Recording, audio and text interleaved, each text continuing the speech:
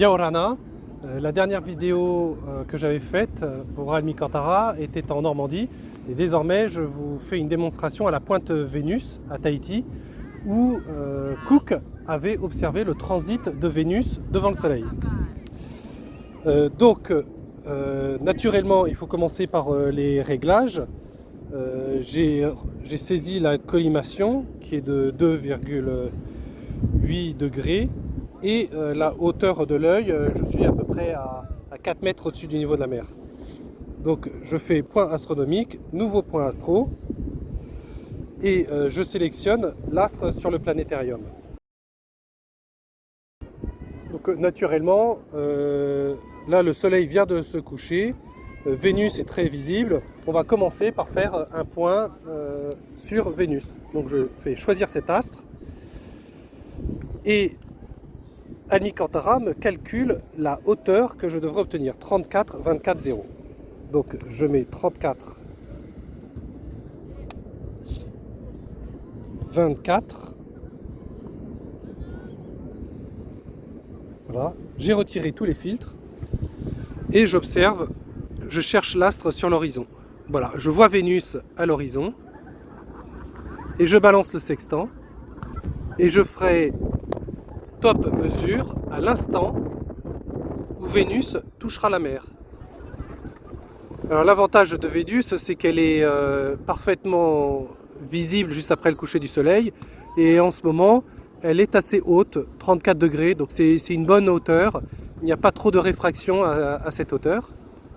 Donc Almicantara m'a calculé la hauteur que j'observerai sur le sextant 90 secondes plus tard. Donc naturellement, il faut que je laisse passer les 90 secondes pour voir Vénus toucher la mer. Je balance le sextant. La planète décrit un arc de cercle au-dessus de l'horizon. Voilà, elle affleure.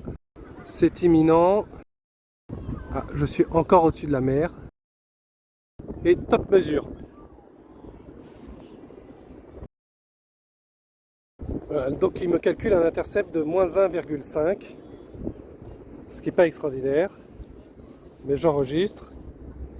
Ensuite, je clique sur nouvelle hauteur, sélectionner sur l'astre sur le planétarium.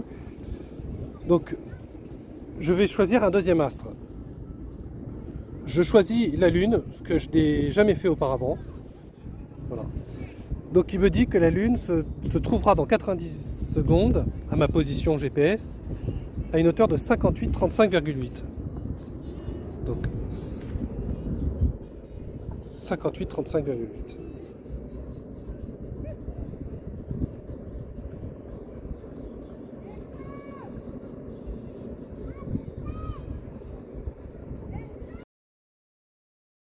Donc j'ai réglé le sextant sur la hauteur. Et donc la Lune, comme elle se trouve à l'est, elle se trouve actuellement sous l'horizon. Et elle se lève. Et donc je lui fais décrire un arc de cercle au-dessus de l'horizon. Et je la laisse monter doucement.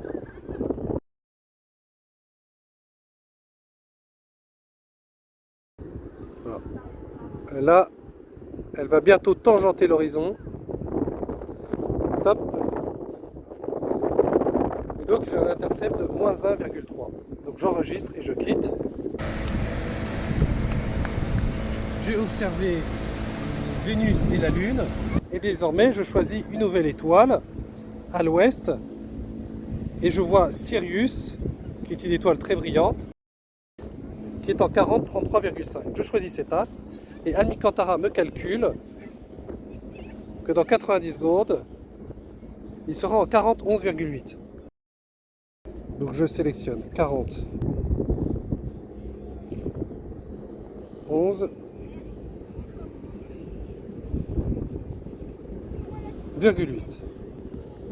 Et je vais chercher Sirius. Voilà, donc je vois apparaître Sirius au-dessus de l'horizon, ce qui est normal. Alors, je ne la vois pas à l'œil nu, hein, si elle commence à apparaître là. Mais je la vois très bien dans ma lunette qui grossit 8 fois. Et je vois Sirius au-dessus de l'horizon. Donc je bascule le sextant pour faire décrire à cette étoile un arc de cercle au-dessus de l'horizon. Et comme elle est dans le secteur ouest, elle descend petit à petit sur l'horizon.